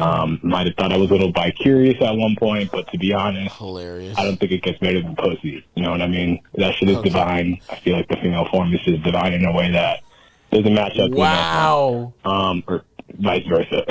Pause that laugh. Dude, we don't care if you're gay, man. We don't care if you're bi. He's over here telling... In a voice, we're not even responding. He's like, and by the way, pussy's just, God designed it for us. He didn't design asshole, so I just want my ass fingered, not fucked. I'm not gay. Anyway, my brother found my butt plug. But a finger is not quite good enough. You gotta get a plug. You gotta get plugged up. All right, let's keep going. This guy's so awesome. This morning, after he had left for school, I'm still at home for the time being. I'm 26 for context. He is 17. He's a high school boy. Oh, yeah, he is. And you could just maybe, you know, extrapolate as to all the things that might have been going through his mind and potentially haven't found that. Now, it was kind of out in the open. It's not like a total shoe-in that he saw it. It was kind of like on a shelf, window shelf, to the side of the shower, kind of high up. Could have been that he was groggy in the morning. Didn't pay attention. Didn't see it. Yeah, why is it there? How do I explain to him that I'm not gay? Oh, that's your issue? Like to maybe, you know, try that stuff out. And I'm kind of just experimenting with toys, I guess, when it comes to jerking off or something, you know. Yeah. What do I say to him? To be honest, I don't really even get that much sexual pleasure out of it. It just feels like a kegel. Oh my God! I feel like it's making my dick like even harder and stronger and more robust after the fact. Like it's training the prostate. Yeah, that's weird. What it is. Yeah, not too much sexual pleasure derived from not it, too much. How do I explain that to him in a way that doesn't come off as overcompensating? It definitely. I feel like if I were a 17-year-old, I would definitely kind of still look at you sideways if you told me that, you know, like, sounds pretty gay. But, you know, I kind of want to, you know, I care about my little brother. I don't want him to think that, you know, I would be scared to come out to him or anything like that, or that I'm overcompensating, or even just to not have the narrative right about it. So how do I? Wow. In fairness, I don't think I knew what the fuck a butt plug was at 17. Well, but these children, the kids nowadays, come on, they're unfortunately right. Yeah. Sorry, man. I know you have young daughters, but these children. Do they know? Are you these telling children me are they animals, know what a man? butt They plug know is? what I hate to tell you, they do. Oh man. It's out there. These kids they're looking at fucked up stuff from a young age. I mean, this is an insane call. This guy, I almost feel bad laughing at him, how like insecure he is. It's like the question being, how do I tell my brother I'm not gay? Not how do I explain my butt plug? Right. How do I tell him what do I do about my family seeing my sex toy? Don't now, they live at home? He said he lives at home. Blame it on your mom. Yeah, dude. Say your mom's beating off. Also, he hasn't seen it, right? Or he has no. They didn't talk about it. The brother didn't walk in going, "What is this?" Yeah. And also, why are you leaving your fucking butt plug in the shower, bro? Fucking good Christ. Like, you're clearly ashamed of, I don't even derive that much sexual pleasure from it. It's like, dude, come on, what are we doing here? It just makes my cock harder. It's just when I get pussy, it'll just make my dick strong. It's training the prostate. It's actually punishment I'm taking to pound hole better. I'm straight. Anyway, the three incredibly nervous laughs with no one talking to him. No one is talking to him. We're not looking at him. We're not responding. He just can't even get through his own feelings. It's like, and he was like, I might have been a little bi-curious before, but not anymore. Not anymore. Not anymore, pussies. I'm just putting shit up my ass. It's like, dude, we don't care if you're gay. Your brother probably won't care if you're gay either, or bi or whatever. But like, look, in terms of, let's take this butt plug first, and then let's extrapolate a little bit. Just talk to you about your feelings. Butt plug wise, honestly, my real answer here.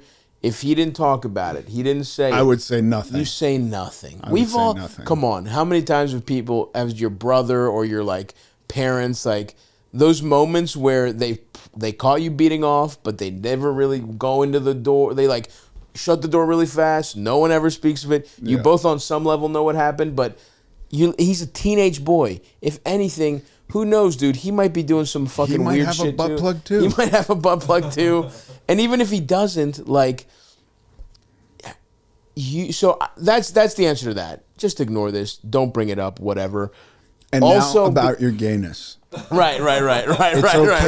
It's totally cool, brother. Even if you're not, but you won't be honest with yourself. That's what this call is. You need to spend some time thinking about what you actually want. It's okay. Whatever you're into is okay. It might be weird. I'm not even saying you have to tell people how you feel. You can stay closeted for a while. You just can't lie to yourself. And that's what you're doing right now is like, you might, and by the way, you might not even be, but if you were firmly, truly not kind of nervous about your own sexuality, this question wouldn't be, how do I make sure my brother doesn't think I'm gay? Right. This question would be like, how do I tell my brother I'm into some freaky shit? Because, yeah, like, I literally do know straight guys that like a thumb in the butt, that like the whatever, like they get pegged, whatever. And it's like, we have a hard time thinking of that as straight because of like, just heteronormative society, whatever. But look, if you only fuck girls and even if girls peg you, that is technically straight, man. Like, whatever. Maybe you're a pinch gayer than a man who only wants, maybe on the Kinsey scale, you're a little gayer than a guy who only fucks pussy. But like, you could just be a guy who's into freaky shit, but you're clearly nervous that you might be kind of gay. And so I think the overarching thing here is that you need to be at peace with yourself first and foremost. You need to really think about what it is you like. And again, I'm not even saying you have to tell people. If you come to the conclusion you're bi but want to stay firmly closeted, that's up to you. Never tell anyone, suck a little dick on the sneak, whatever you want to do, that's fine. But you're lying to yourself right now, dude. This nervous laughter, this like, I've been discovered, which by the way, exactly, blame it on your mom. Say, oh yeah, dude, my girlfriend left this here. Like, which is true. Like, that's how it started. Yeah. What if he found a sex toy that you had when you were using it with your girlfriend? And it's in the shower because you were washing it. Because you were washing it, because you discovered it and you were like, oh, I got to wash this shit. But you're just so clearly hung up on whether you're bi or not, or whether you're gay or not. And it's like, either one is okay. I know it's hard. I know coming out and sexuality is a very personal thing. So I don't want to like be like flippant about your whatever you're going through, but you're clearly lying to yourself on some level. And I would just focus on that. Think about what it is you really want. Think about what you're really into. And it's okay if you derive sexual pleasure from putting things in your ass, bro. That's okay. I got news for you, buddy. It's okay. It's like Goodwill Hunting, but it's like, you can put things in your ass. You can put things in your ass. You can put things in your ass instead of it's not your fault. And then this guy starts crying. He's like, I'm technically straight still. It's like, yes. So anyway, dude, I mean, this is... That call was so awesome. The mental gymnastics. I mean, to like... I know, the not deriving pleasure thing is so come good. on. You clearly like and it, by the way, it probably feels awesome. I remember after watching Road Trip, another movie that you had a small role in. I put a candle up my ass because Stifler got that nurse to like, and you know what? Didn't really do anything for me, but I was like, I tried it. No shame in that. You know what I mean? I tried it a couple times. I was like, look, if it worked for Stifler, they really made it seem like that nurse, you pressed a button and you nutted in the best way of all time.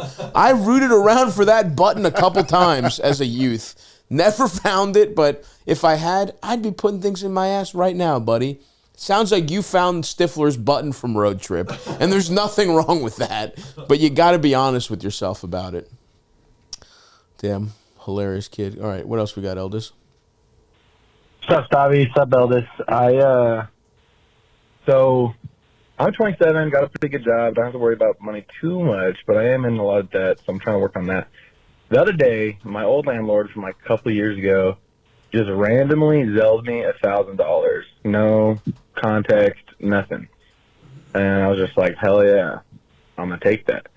And then, you know, a week goes by or so, and then he texts me, he's like, hey, Tyler, I sent you $1,000. I was supposed to be for my employee named Tyler.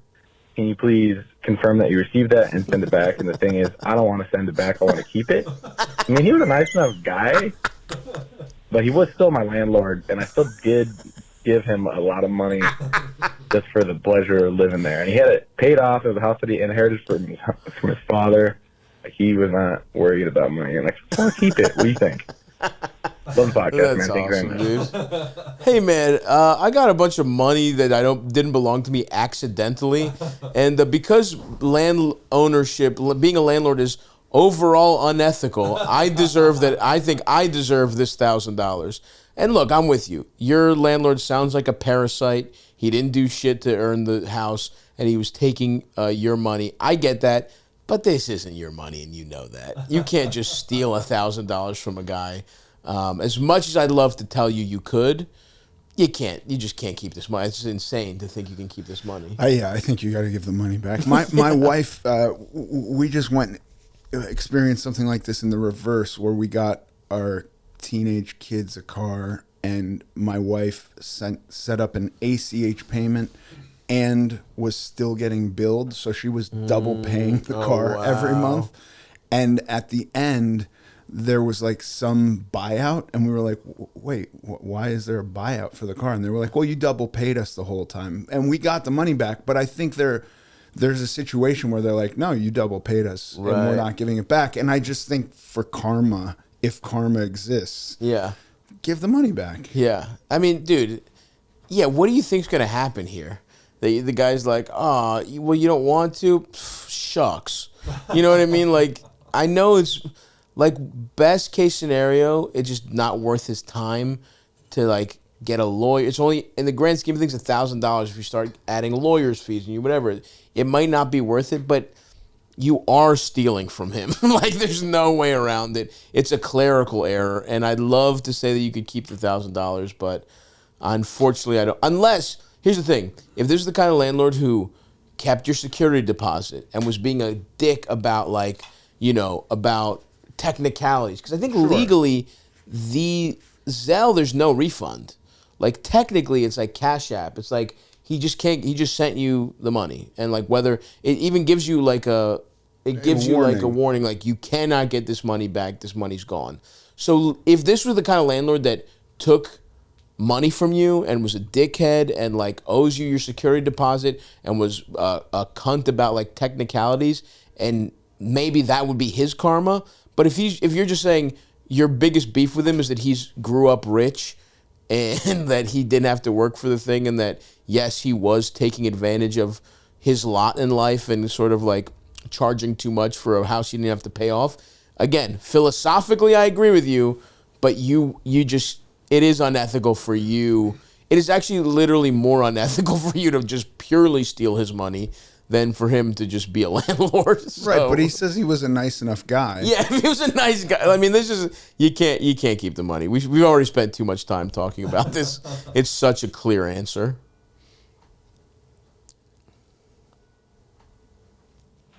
Hey, Stavvy. So I have a great relationship with my boyfriend. Obviously, he's funny as hell because he introduced me to your shit. Nice. You know, we started off as like friends with benefits, but we've been together about a year now, and we just kind of accidentally fell in love. Wow, that never We have happens, an awesome honestly. relationship. We communicate really well. We get along. We have hot threesomes. We're both attractive. This is great. What's the problem? I mean, we never really fight ever. We both have like mental health issues that kind of put a strain on it sometimes, but like, I'm super happy with him. He's super happy with me. He is potentially relocating soon to for work. He's applying for a job where he'll get paid hella money, and you know, make a lot of progress in his career. And he asked me to come with him. That's nice. If that happens, I don't know what to do. I mean, I don't mind relocating. I don't like the area we live in. I think it'd be exciting. It's just hard to weigh the pros and cons because it's like I ruined my credit score this last year because of like medical bills, because of an emergency I had. And, you know, I've like loose ends to tie up here. I don't have a ton of savings. There's like an age gap, and he's more financially set and stable than I am, and I'm insecure about that. But like, I really want to go with him, and I think it'd be like I could go back to school, go to a great school. There's work opportunities where he wants to move. The area would be cool. I just don't know what to do, man. I love this guy so much, and he gives me butterflies, and usually I'm super practical and logical, and like, I want to be like, no, I'm not, you know, financially stable enough. But he offered to like, you know, help support me, which I kind of hate because I'm like an independent woman. But whatever, man. I don't know. What do you think, man? I mean, this to me seems like you're in kind of a great situation. I don't know. I don't really see that many cons. I didn't hear one con other than her own like mental insecurities. Like even the financial instability. It's like, well, you're in that situation where you are now, and maybe the house there or where they're moving to is slightly more expensive, but you're gonna have to like tackle those issues wherever you live. Totally. And I think like it seems, she says they communicate really well. He asks you to come along with him. Like, it's not the kind of thing that he's being coy about and he doesn't know. Like, I can tell you, if I'm in a situation where I'm trying to like, if I'm about to move away and I'm looking at it as a fresh start, I'm not like, if I ask you to come with me, that means I'm committed, you know? And if anything, I would say that would be the one thing. Because if in a world where you love this guy, you feel like he's truly committed to you, and the way that he already said he would help her relocate, all this stuff, it seems like he's pretty committed. You might, maybe if you guys communicate really well, you could say those insecurities, like, because basically what she's saying is, if I could read between the lines a little bit, is like, if this doesn't work out, then I have moved. I'm in the same financial state that I'm in, and I'm just in a place where I don't know anyone. I'm just like and in a it's new harder place, to live there and it's because harder. It's more expensive. But at the same time, so like I get that, and so you just want to know that, you know, you guys aren't gonna like break up when you get there. But also, it's like, she says she doesn't like where she lives. It's like, it doesn't, and if, let's just say he helps you relocate, if he's really committed to you and he's like, hey, I want you here, I want us to give this a real shot, it's not like he's going to charge you like, all right, well, now that we broke up, you owe me half the U-Haul. Plus it's like, interest. You know what I mean? Like, so, if you guys break up in like 6 months, are you really worse off than you were if you were to break up where you live now? I think you just have a couple hang-ups, and it seems to me, this feels, honestly, like I don't really see a negative. In fact, it's like, maybe she has kind of the similar issues. Like, I have these two where it's hard for me to accept that a relationship is actually good. It's hard for me to think of a relationship as positive or like as part of my life. Sometimes I think about, that's my buddy George coming in here. Sometimes I think about it as like my life, like I have a hard time psychologically accepting that a relationship can help you. Right. And that's the thing. Our caller here might have that same thing because somebody else would be like, this man's a guy, he saved my life. Yeah. You know what I mean? Like, this guy helped me move. I love him so much. We're in a city we left the city I don't like. He's helping me, like, he's supporting me relocate. Like, I'm the luckiest girl in the world to find somebody who can help me figure my life out. And, like, if you really think he's committed to you, which I don't see any reason he wouldn't be, this feels like something you should try. And be realistic. Like, if things, end, whatever, are you that much worse off? Is it at least worth the risk of ultimate happiness with someone that you really like? And, like, that's the thing. The pros and cons here are pro, you leave a city you don't like that much, someone helps you relocate. Even if you were looking at it as a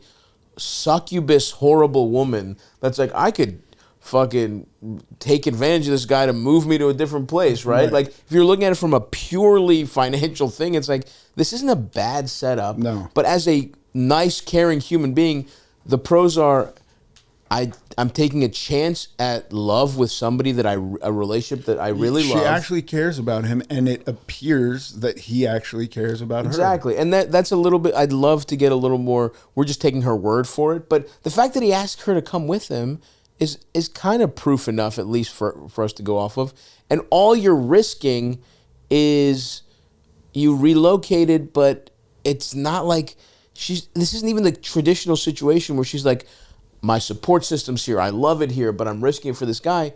You're in a city you don't like that much, and it's like, I know you have medical bills, whatever, and you say you have loose ends, but are those loose ends worth not taking a risk on maybe the person you end up with for the rest of your life? To me, it's a no-brainer that the risk is worth the reward. Maybe because he introduced her to your show, she got kind of a weak invitation, and she's hoping he hears this. right. And goes like, no, I love you. I desperately want you to come. You're right. I'm a pawn in your game, aren't I? You fucking bitch.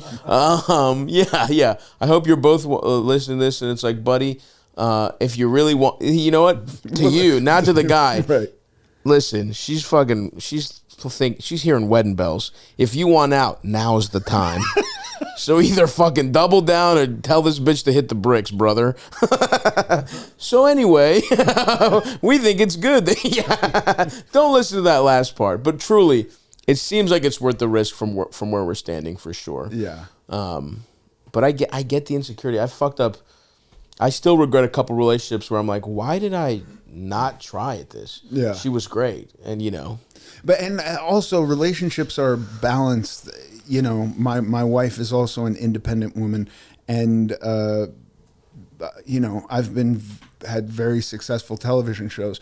When I'm making a killing on a television show, I'm not the lord of the manor. Right. And then when I'm out of work, and she has you're a not job, scum. I'm not scum. Who's polishing the silver. There's a fucking balance there. Right. That's the nice thing about a relationship is like, it kind of should ground you, and you guys have your dynamic, and that everything else kind of comes and goes, and it's like, that's the thing that is steady in your life. Yeah. That's what it should be. But good luck. It's honestly, I'm feeling good about it. I'm hoping we're getting a Stavvy's World wedding. That's what I want.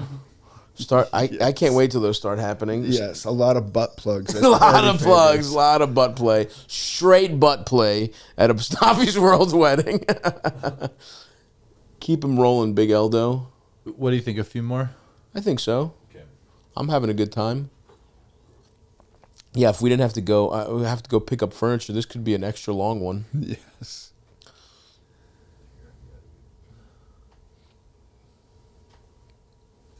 Hey, Stav, Eldest. Thanks for the podcast. So my question today is, my wife and I have been together for a while. She had another kid beforehand, before we were together, and we had another kid about 2 years ago, and we have another one coming up in May. When we had our first kid together, the problem was that she knew that it was going to be a C-section, so what happened was I was supposed to go and watch the C-section, but when push came to shove, I dropped the ball on it, and so I didn't want it to happen, and my wife got really pissed off about me about it, and what? I guess we had a long conversation about it, and what it came down to is, like, I got scared because of it, and I just didn't watch it, and it really spooked me out, and I guess I didn't do much of the prep work for it than like watching a YouTube video of it, and then it came on to this next kid that's going to happen in May, and I don't know what it is, but I cannot just pull myself together and then think about watching the C-section. Like, when I think about it, it just kind of spooks me out and it makes me uncomfortable. And just beyond that is like... Do you think... but at the same time of that, I want to go... What do you think is more uncomfortable, watching that happen or having someone cut a baby out of your stomach? Here's what I want to say. My wife has had a C-section and a VBAC, which is a vaginal birth after C-section, which doctors don't really like to do. First of all, C-sections are much easier for doctors because they're scheduled. They know exactly when it's happened. There's no waiting around. And so when you have a natural birth in a hospital, you're in labor, you go in, your doctor's now there and waiting for you to give birth. It could be whenever 10 hours and the doctor's got to hang there. So they like to schedule C-sections. As the father in a C-section, they put a fucking curtain up. You're not sitting there hovering over a surgery. You have no idea what's going on beyond that curtain. There's a curtain, and you're there with your wife's head and part of her torso and her arms, and something's happening on the other side of the curtain, and you're not watching it. You're not, like, if you watch a C-section on YouTube, I'm sure it's from the angle of the surgery. You don't experience that at all as a father in a C-section. So that's good context. Yeah, when he's saying he dropped the ball, I hope he was in the hospital. I know. What does he mean? Like, yeah, I was getting a Kit Kat at the vending machine. Yeah. The hospital is one of those, the pretty good cafeteria, actually. I know a lot of people, it's people say the food's bad, but this place had like made to order cheesesteaks, and I was waiting for my onions to get caramelized, so I didn't really make it to what's supposed to be the most magical moment in my life. Let's finish him just so we get his whole case here. Up to her, and try and do it this time. But man, it's just the fact of watching someone being cut up, even in a surgery. I know it's all safe and everything like that, but I mean, I just feel like I'm being a little pussy. So if you can give me some advice, or if you have a guest on there that has kids, that would be great. Just watching someone get a surgery done just seems very, very uncomfortable to me. So if you got any advice on it, that would be great. Thanks. Yeah, Bye. Nut up, dude. Let me just say this is crazy. First of all, regular birth is no fucking party. First of all, they give birth, the baby comes out. Then there's the fucking afterbirth. It looks like your wife's guts are pouring out of her vagina. It's not a picnic, Like a lot's happening. The baby comes out, it's covered in fucking shit and white goo. But like, you gotta go do that. And for the C-section, there's a fucking curtain. It's practically like they're doing the surgery in another room. So I don't know what doctor told you you'd be participating in the surgery. I know, this is kind of, what do you think, you're holding the fucking scalpel?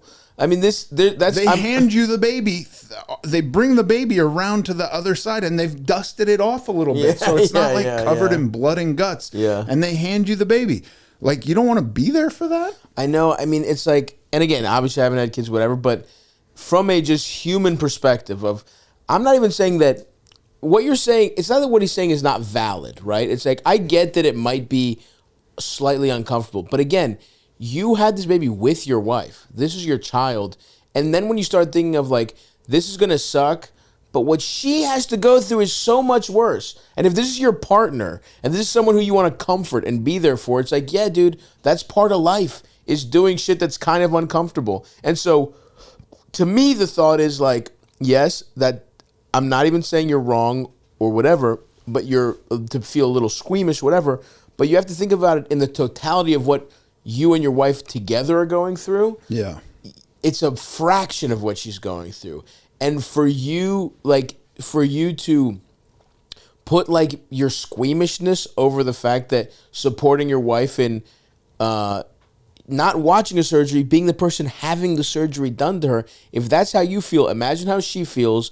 And you just have to think of it that way, where it's like, I need to do my part in my marriage. Like, I need to do my part for my wife, be there for her. And again, you should want to be there for it, right? Hold her like, hand and hold her fucking hand. take care of her. You're not watching the surgery. You're really not. And if anything, this might be like a psychological hang up for you. So it's like, I don't know, man, the way like when somebody, like when athletes just have like that, have a mental block and they just can't throw to first base for whatever reason. Like, you know how they talk to a sports psychologist? You might need to just go talk to someone because you might have like a very specific mental block, and that's only exacerbated by the fact that you didn't do the first one, and now there's all this pressure on it. But like, you got to be there. You got to do whatever it takes to be there. And yeah, just nut up, man. And this is also a good example. This is also a larger lesson for people, which is like, a lot of life is really boils down to a couple important moments. Yeah. And I hate to say it, I don't want to make you feel worse. You really blew it on an important moment. You dropped the ball in the most major I know how you way said possible. drop the ball. It's like you didn't miss a meeting at at a sales conference. You betrayed your wife's trust and showed yourself to be a coward for your child's first moments of life. Like you set a really weird bad precedent from the moment this kid was existing. But you get a do-over. And you get a do-over, and you get a do-over in like the rest of this kid's life. We're just busting your balls a little bit. This is your chance at redemption. And for everybody else, it's like, yeah, the uncomfortable moment, you would have, how much better do you think this guy would have felt if he had just been there? Yeah. This like, and it's like, whether it's an uncomfortable conversation where it's like, whether it's standing up for yourself, whether it's showing some bravery or whatever, sometimes the things you want to do the least, if you just do them, it's the best thing that you've ever done in your life. Yeah, I totally agree. And I also think, like, don't make it about yourself. I think it's easy if we're in our heads thinking about what we're going to experience that we can, like, not participate. But think about what your wife is going to experience and how you can be of service to her and take it all off your shoulders of what you're going to experience. Right. That's a great point. All you're there for is to be her support system. And you don't fucking matter.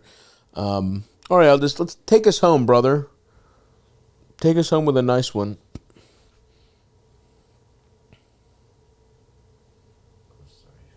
Fucking dumbass. God, you're dumb. Okay, I'm going to try not to look at the Cliff Notes. This is amazing because we're looking at like a Google translation and it's all like, hey, Storb and Eldest. Yeah, Tom Rose, Eldest. Steve and it's never correct. Hey, stop. Hey, Stubby. Hey, Bobby. Hey, man. Hey, stop. Bobby baby. Oh, there's one way down there where it actually translated into Stavvy baby. No, that's it's cool. Savvy baby. Savvy baby. Savvy baby. Hey, stop you, baby. Hey, stop you, baby. All right, Eldest. We were done vamping because you can't do your job. Eldest, very esteemed and Tom Rose. sexy guest. I guess I don't have a question. I really just wanted to thank you. Oh. You had a caller a few months ago, and I can't remember who was the guest on the episode. It was a man who was in a relationship where he never got his dick sucked by his wife. And you made some comments like, 20, 30 seconds is good enough. And I was listening to that episode in the car with my wife, and she heard that, and she had, I guess, an epiphany. Like, she didn't realize, like, you could suck a man's dick for just 20 seconds and it'd be okay. Like, he doesn't have to finish. Just a little background. I've been married 15 years. I'm an old man. This is and awesome. Her hearing that, I guess, just, and she asked me, like, does it actually count if it's only like 20, 30 seconds? I'm like, yeah, it counts. Because I had the same type of wife who was like, she never wanted to suck my dick. And I've been married so long, I just made peace with it so long ago.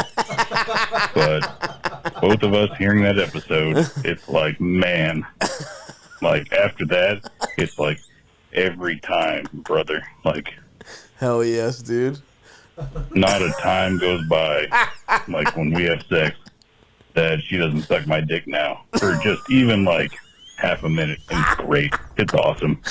Even if you don't play this on the podcast, we're definitely playing this. I hope Eldest still plays this for you because it's awesome. And I wanted to thank you, brother. Thank you. I mean, you are changing lives. This is what I'm not kidding. Changing lives. This is what makes the podcast worth it. I'm not even joking. You turned this guy's life around. This makes me feel so good. And yes, man, suck a little dick. I can count. I have almost never, I have, but like in the grand scheme of things, the busting from head compared to just busting from sex, it's like it's all part of the experience. Yeah. It's all just like part of the fun of it. It's essentially foreplay. And to know that some fucking old guy just out of the blue started getting his dick sucked. You've utterly rearranged his sex life. You've just enhanced his sex life. He made peace with it years ago. It was done. It was dead and gone. It was a headless marriage. He was gonna live the rest of his life headless. He was fucking. He was a Sleepy Hollow. Though, maybe he tries butt plugs, and you really fucking expand his horizons. Fucking put a finger up the poop chute, pal. That's awesome, and that's crazy that his wife didn't even consider that. Right. That like whatever fucked up relationship she had to blowjobs was like, and I also you have wonder to suck to completion. If she was doing it selfishly too, she was like, "No, I want to get fucked. Yeah. If I suck your dick, I'm not getting fucked. Yeah, right. What's the point in that? Right. So like, you just have to tell her. Yeah, you got to communicate. This is beautiful, man. This actually makes me feel so good for real. So salute to you, my friend. Salute to everyone getting their dick sucked out there. Yep. Ethan, thank you so much, bro. Thank you for having me. So happy to have you. We definitely got to have you back. There's so much more shit we could talk about for sure, but I'm glad we could have it now that you were in the city. And right before you caught us, right before our longest sabbatical yet off the show. So I'm absconding off to Baltimore, folks. But the show's sojourn. Yeah. I'm spending my winter in Baltimore. I'm spending the early spring in Baltimore. But obviously we have episodes for you won't even notice. We'll be back. We got them going. And listen to American Glutton. Watch Ethan on whatever he's on. And leave us a nice review. If you don't subscribe on the YouTube, subscribe on the YouTube. If you don't subscribe on audio, go subscribe on audio. It helps us out. And we will see you guys next time. Bye-bye.